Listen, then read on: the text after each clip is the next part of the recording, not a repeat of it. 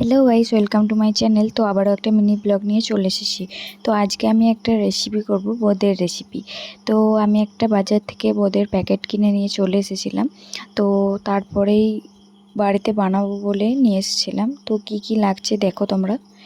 ফার্স্টে বোঁদের শিরাটা তৈরি করে নেব। তো তাই জন্য 2 কাপ জল, 2 কাপ চিনি দিয়ে দিয়েছি, 2 কাপের চিনি।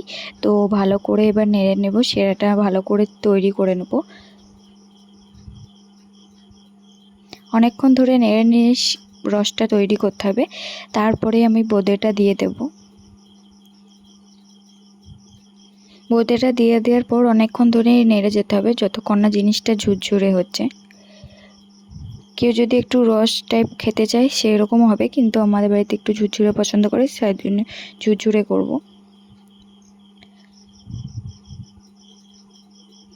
ভালো করে অনেকক্ষণ ধরেই নেড়ে নেবো যতক্ষণ না নিচের রসটা মরছে।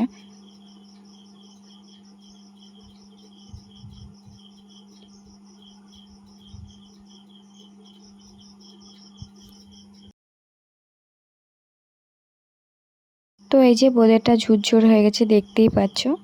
বোঁদেটা তৈরিও হয়ে গেছে। তো ভিডিওটা ভালো লেগে থাকলে লাইক কমেন্ট করতে